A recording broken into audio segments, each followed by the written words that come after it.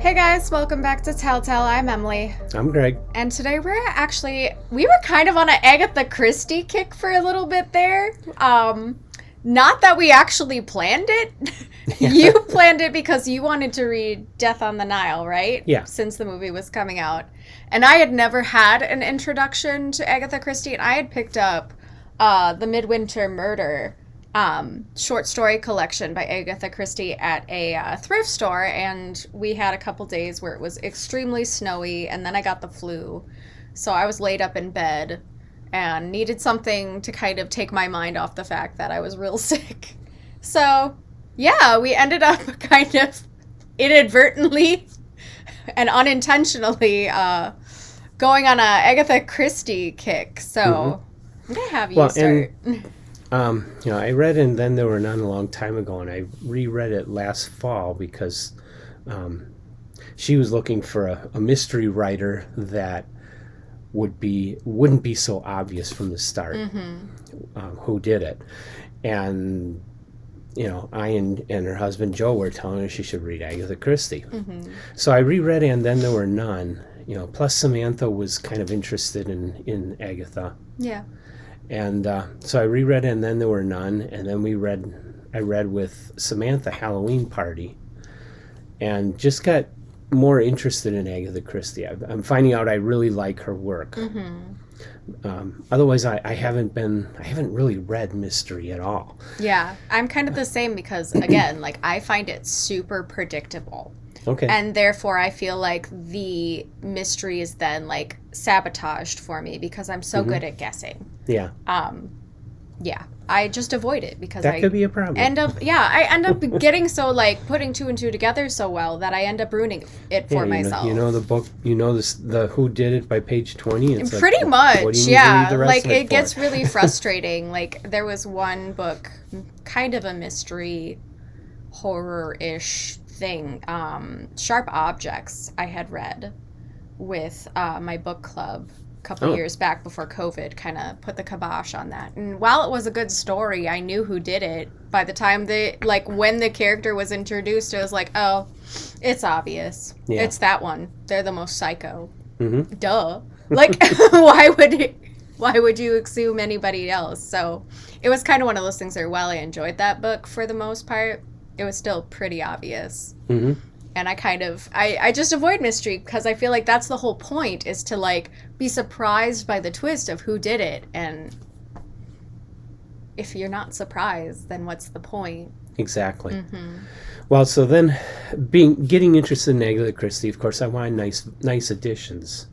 And there's lots of beautiful paperbacks. Yeah, I love the designs. I love this illustration here, but it's paperback. Yeah, and I'm trying to get away from paperback because paperbacks just don't last. They're not made with quality papers.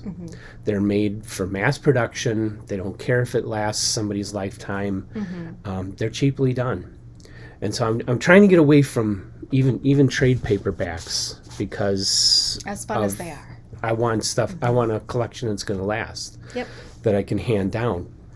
And so I'm mostly looking for hardcovers, but Agatha Christie in hardcover, finding a whole selection of her work, all of her works in a consistent hardcover library is very, very difficult.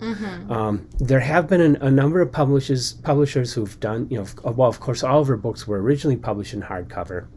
Very expensive to get a hold of most of them. Finding reprinted hardcovers, you can find omnibus volumes of 4 or 5 novels or whatever. Those again are not quality books. They're cheaply printed, practically newsprint paper in some of those. So publishers like Folio Society have done some Agatha Christie, but they haven't done even 10% of her works. Yeah. Folio Society has maybe a dozen volumes by her, and she's done 80 books. Yep. So the only one that's anywhere near complete is the old Bantam library of Agatha Christie. They all look like this, which makes it easy for videos because I can say, today we're reviewing And Then There Were None. Just don't show you the spine. Yeah, because it looks the same. But this one is Consistency. Death on the Nile, by the way. So that's all I have so far. And then there were none. I found at a local thrift store for $1 a really nice copy of this edition. I love thrift store finds. Yeah. And so, but then Death on the Nile, I had to go online and pay $20 for this one because I wanted it now, because I wanted to read it with the movie coming out. I didn't want to see the movie the way I did Murder on the Orient Express and never have read the book. But I love Kenneth Branagh's work, so I want to see the movie as soon as it comes on iTunes. So I had to get the book and read it this past month, February. We're recording at the beginning of March. So I read it. So we both read Agatha Christie. It's not the same Agatha Christie. No. And we're both kind of newbies to Agatha Christie. Yes. I've read 3 volumes now, and that's her first. My very first bunch Agatha of short Christie stories. was that. And I kind of liked this introduction for me because it is a little taste of all of her characters. Popular or original single characters. So it was nice to meet, Miss Marple and get a good idea of the character of Miss Marple. And Poirot is in there? Poirot was in there, of course. Actually, one of the stories was actually really refreshing because it was one of Poirot's greatest failures. Oh. That he was recounting to Hastings. Excuse me. So that was kind of cool and refreshing because we think of Poirot as like basically infallible. But it's nice because you see this where he's just open and vulnerable and says, no, let me tell you about one time where I was definitely in the wrong. Had it all, everything was deduced correctly and logically, but still I was wrong, kind of thing. So that was kind of cool. I really enjoy the character of Miss Marple. I didn't know that I would. I mean, it's just really cool, but also like, what is it, Mr. Quinn? The character of Mr. Quinn, he's kind of shows up. Mr. Harley Quinn is his name. And he kind of just like shows up at the precise moment he's needed to ask the pertinent questions and then like disappears. I enjoy that character a lot too. I don't know that she actually has more of that character in her stories or if it's just her short story collection that he shows up in, but I like that character a lot. So yeah, it was a good taste test for me to kind of get a vibe for what Agatha Christie's writing is like. Yeah. So I went for the short story route because I felt like that would help me bite things off in pieces a little better than trying to read an entire book. Also, just the introduction. I like the introduction that it gives me to her style. Yeah, I love short stories too, and always look for short story collections. But I think with her, in a short story, you kind of have to get right to it very quickly. Yes. And most of her short stories were written early in her career in the 1920s and 1930s. I discovered this because I just put I believe, complete bibliography of Agatha Christie's novels and short stories on our website. So if you go there, you can look up her entire career in all these books, as well as we read them, I'll put reviews in there and synopses. But the short stories were typically about 20 pages long. And in 20 pages, it's hard to really develop character and develop a mystery and go through and solve it slowly like you can in a full book like Death on the Nile. So I'm curious now, if you were to read one of her novels, if you'd see a big difference in the story, because you said most of those were pretty obvious, and I'm thinking, in 20, 30 pages, she's got to get right to it and solve it right away. She doesn't have a lot of time for development. Yes. And yet there is still so much character development. Okay. Like, Poirot was probably already really well fleshed out in her mind. But in these short stories, his character is just absolutely like the quirky Poirot that you expect. Like his signature needing herbal teas to sayings, however you say it, or whatever, like that kind of stuff, like those little tropes and things that are quirky to his specific character is so well fleshed out in here that you feel like you know Poirot by the time you finish reading the first Yeah. the first short story. Mm-hmm. You get that he's kind of a full of himself guy, and Hastings is like his best bud in the whole wide world, but it's like his only bud in the whole wide world, basically. Like, it's you just kind of get this great overview of that character. And that's where I had a problem with Halloween Party for that reason, is that all the rest of the characters were very well described, but Poirot just kind of, you didn't learn much about him. I had never read a Poirot novel before Halloween Party. Halloween Party was published in 1967, so it's fairly late in her career. By that time, all of her readers knew everything about Poirot. So it was absolutely the worst first novel to read about Poirot, because she didn't spend much time developing his character. She didn't need to.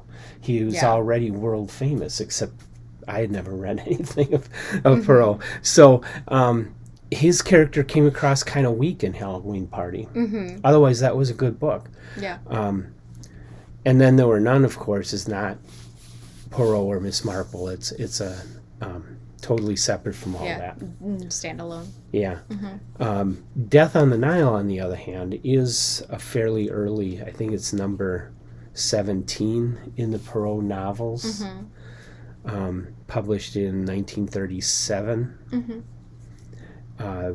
Just before And Then There Were None, I think, and a few years after Murder on the Orient Express, which I want to read that one too. Yes.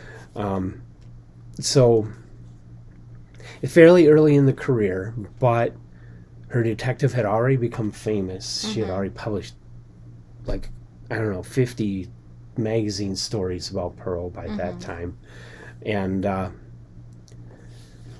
but she still did a really good job of talking about him and his, there wasn't so much reference to past events that weren't explained in this. Halloween Party did that, made references to past cases of his, but without giving the details of what it was about. So someone like me that had never read anything but And Then There Were None, I'm scratching my head wondering what that was all about. This one didn't have as much of that and had a lot more establishment of his character.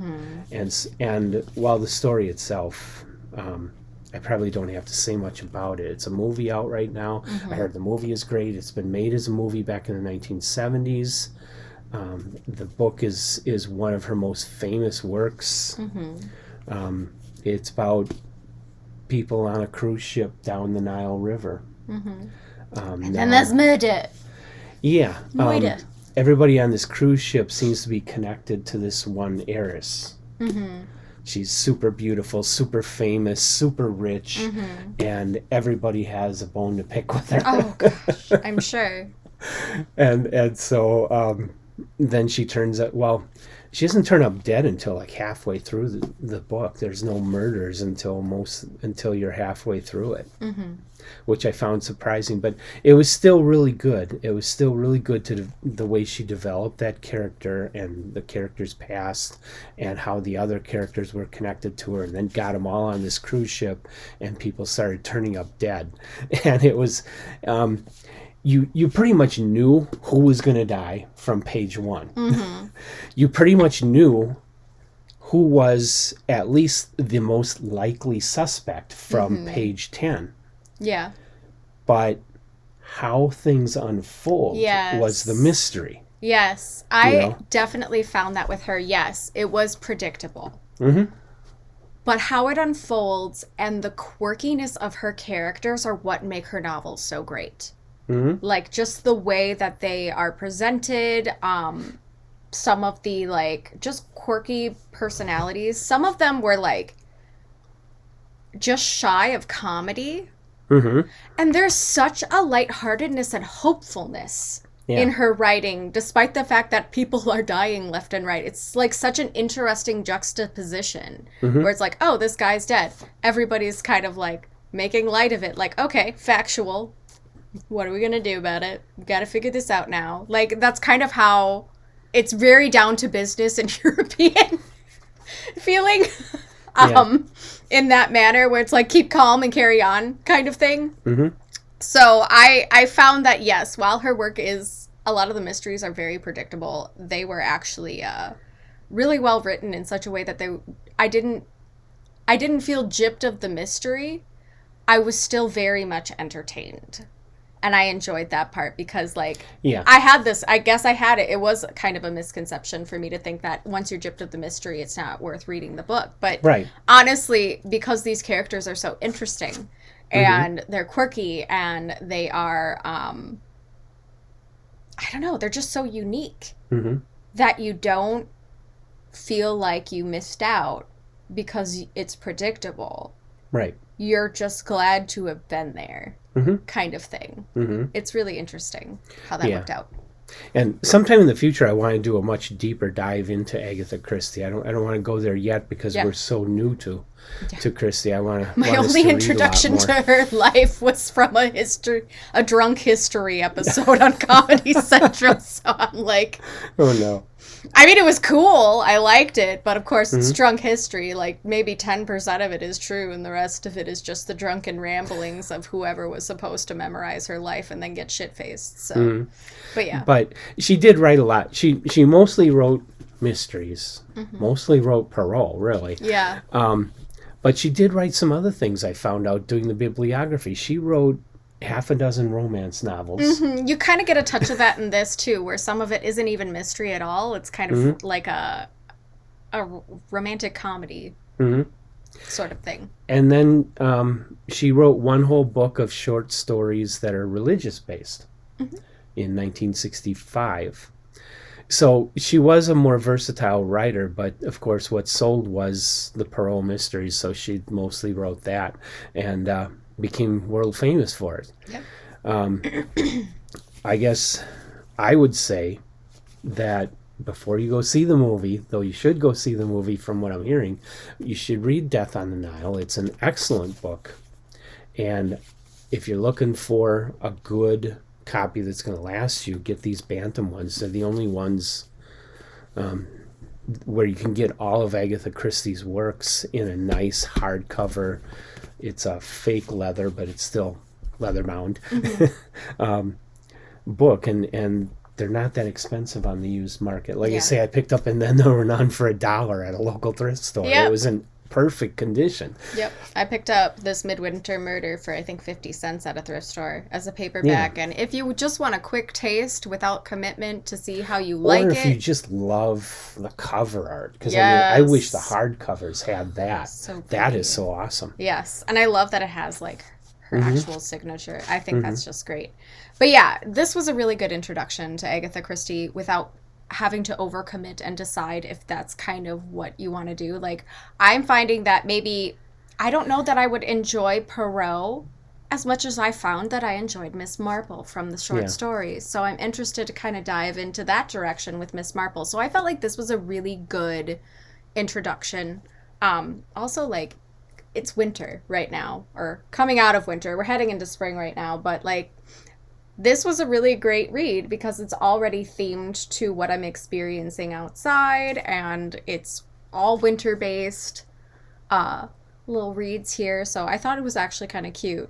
See, I'm kind of the opposite. I want to read about snow during the summer. I mean, if that's the way you are, if you're looking for something a little colder, this is good. And in the winter, I want something in the desert like Dune. Yeah. The one story I actually really liked, I think, out of all of them, that I felt was the kind of quintessential, hopeful, great story was called Sanctuary.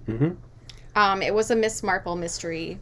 And it's about this woman who comes into, she's the wife of a priest, and or some kind of reverend or whatever, and she comes into the sanctuary of the church to bring in flowers to make arrangements for Sunday, and she finds a dying man at the foot of the stage or whatever, the pulpit essentially.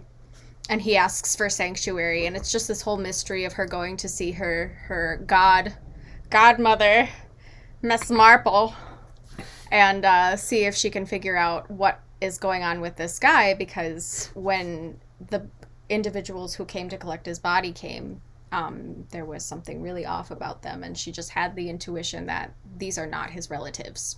There's no way. these are his relatives. They're not behaving like grieving people. They're behaving like shysters, kind of thing. So it was really a good read, but it was that combination of hopefulness, that combination of religious background, because I knew that she had had a religious collection of short stories, and kind of having that touch on this Miss Marple story was really good. You get a great introduction to Miss Marple, and she's very like female intuition kind of detective, but also very logical. So I felt like she's a really good, the character's a really good balance between emotion and logic. And I felt like that was really interesting and cool, and to see like a female lead is always very interesting, especially one who's elderly. Like, how you don't expect that. So I really like that about her stories, especially Miss Marple. I'm very intrigued by that. But it's also like the end has such like a hopeful tone where like, I'm not going to tell you, like, you could probably predict a lot of the stuff, and some of it's really interesting, like just backstory. But at the end, she just kind of like, this character who is Miss Marple's goddaughter, just kind of is back at the sanctuary the week after putting the flowers together, and is just kind of having this like internal dialogue, coming to peace with the situation and hoping that she did right by the dying man by figuring out what had happened to him, and just like having this sense of closure, which I thought was very hopeful and very honest, and kind of like how people grieve in general, or what people had hoped for when they grieve in general. So I really enjoyed that story because I felt like it touches on all the aspects of Agatha Christie as a person, and just about everything that she writes, like the full span of it. Even like the little love story between the woman and the reverend, like this wife and husband who run this church, is adorable. Like, okay. It's very rom-com-esque. So you get a touch of just about everything, full spectrum of what she writes in that story. So that's, I think, why I liked that one so much. But yeah, it was a good one. Okay. I enjoyed those reads. Okay. So we're going to keep investigating Agatha Christie into the future, and eventually have a nice detailed video about her whole life and career when we know more. And till then, read the books, go see the new movie. I hear it's great. Yeah. And come on back and see what we do in the future. Yeah. We'll talk to you guys later. Thanks for stopping by. Bye. Bye.